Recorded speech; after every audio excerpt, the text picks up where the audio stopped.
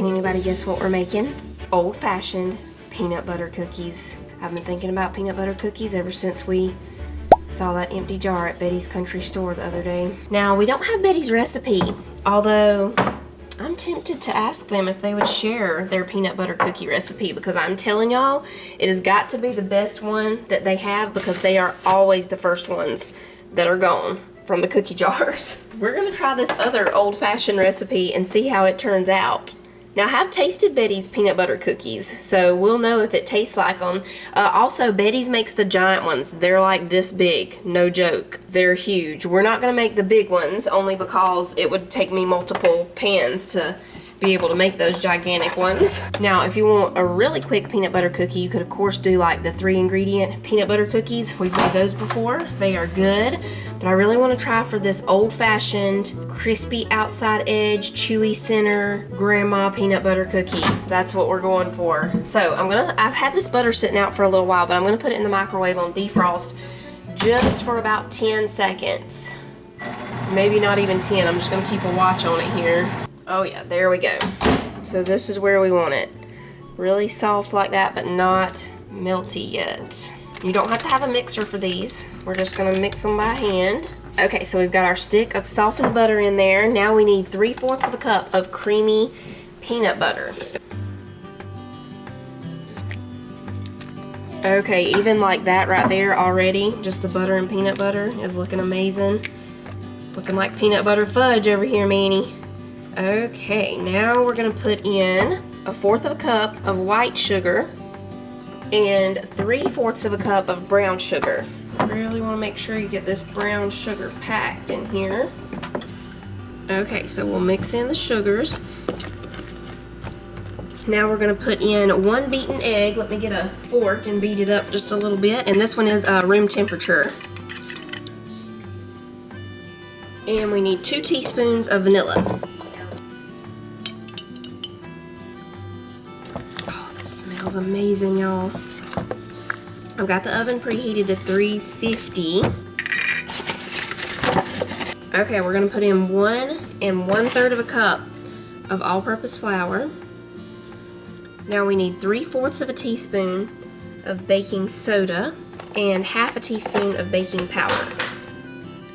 And that's it. That's our old-fashioned peanut butter cookie dough. If I cannot splatter out all the flour. Oh my goodness, if y'all could smell this right now, you'd feel like you were in Grandma's kitchen. She's making you some peanut butter cookies. Just call me Granny. Just call me Granny. Oh, that's heavenly. Absolutely heavenly smells coming from this bowl. Okay, we're just gonna mix it until we see no more white from the flour. Scrape around the sides a little bit, and we are ready.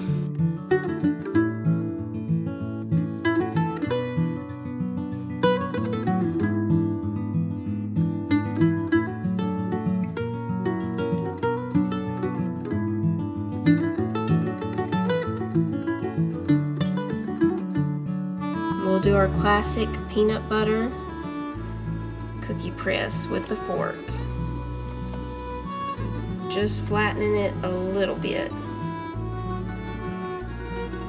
Okay, these are going in. And those are only gonna stay in there for 10 minutes. We'll take them out and let them cool for 15 minutes. They stay on the hot pan for 15 minutes to cool. Okay, we're just putting some parchment paper down on this one because I couldn't find my other silicone cookie thing. I have a few of them somewhere.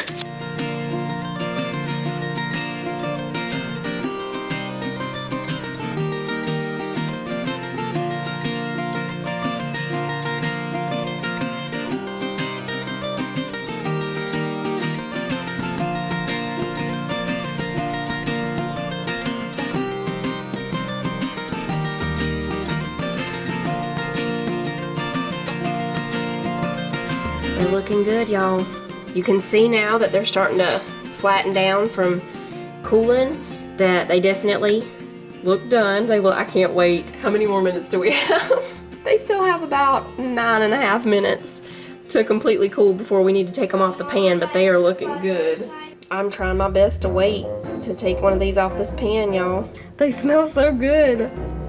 Look at that. Yeah, let it finish cooling. It's still kind of hot. We taste tested over here. We could not wait. They are great.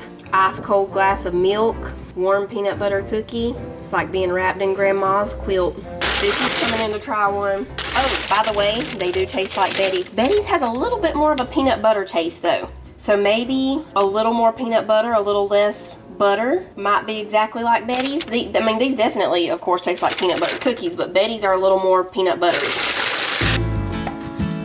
We're making birdhouses this afternoon. I ordered these from Walmart. I got one for Jonah, Manly, and Sissy. Jonah already put his together earlier this morning. He couldn't wait, but Manly and Sissy are out here doing theirs now. I'm gonna be helping with the back porch stuff in between the birdhouse building. Step 1, set up your work area. Check. Assemble your birdhouse. Start with the back of your house and lay it down with the peg holes facing up. Do you need help, Sissy, or you got it? Okay. What is this? Are these old tools? Yep, that's an old rasp. Sure is. Oh, here are the sides. Okay. That's an old black one. This is actually pretty fun. Okay, now we thread our cord through here and tie it. You did? Not done yet. Just about. Okay, do you want a birdie on there somewhere? Yes. You do this end. Okay, I'll do this side. Very good.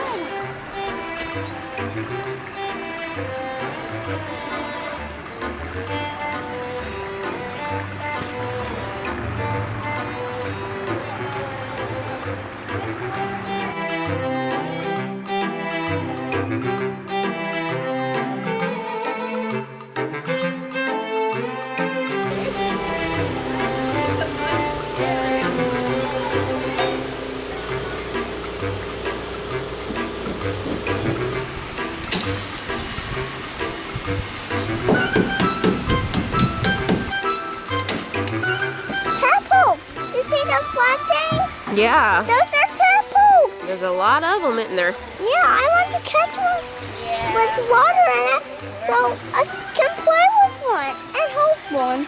I will name them Freddy. All of them? Yeah. Every single one is Freddy?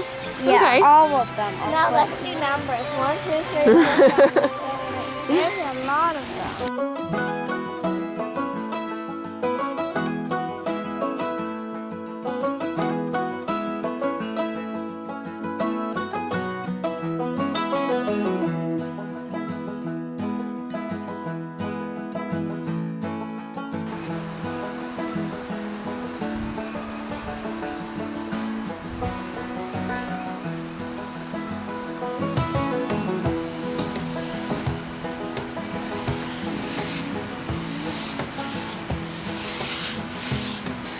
While they're framing up the windows, I'm painting or staining. This is stain actually, but it's going to take several coats to cover up this brown. At first we did this brown back here, you know, trying to match the deck part, and it did not match. So now we're going with, I think this is Navajo white.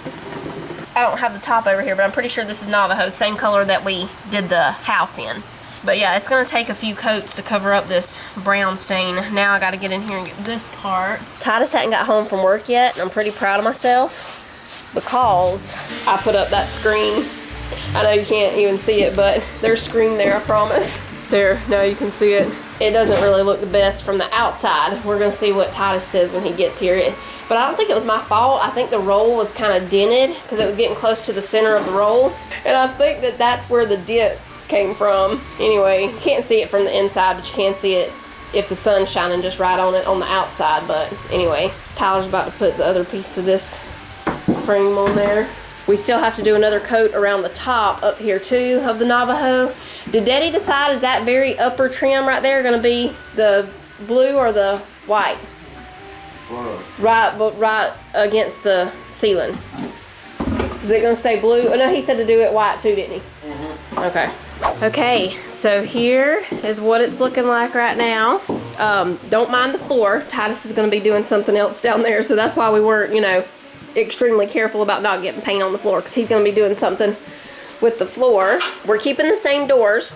We're just gonna replace the screen. I'll probably take out the little, I don't know, we might leave those. I'm not sure what his plans are for that, but we're just gonna paint them, replace the screen. I'm definitely gonna have to do another coat of the Navajo white. Like you can see, what happened was I went up there and trimmed that blue one. Oh yeah, you know we said we were gonna leave that white. Well, me and Tyler decided, he's nailing up the trim on the outside right now. We decided that it would look better for that piece to be blue. I think it looks better blue. Puts a separation there between the white and then the ceiling. Anyway, what happened was the blue was still just a little bit wet up there when I was going back and doing the second coat of the Navajo white, and a little blue smeared in with that. So I'll have to go back over that and a few other spots like that where I accidentally dropped Navajo white onto the blue. So these are the same colors that are on the front porch, the Navajo white, and then the blue is City Rain. A few people were asking, wasn't it already closed in? It did have like boards and stuff here. I'll see if I have an old picture that I can pop up, but it was all screen, like all the way around was screen. There were no, you know, closed in parts, like how these boards are closed in now, and this one over here, like it was all screen. Eventually one day we will probably add this onto the kitchen.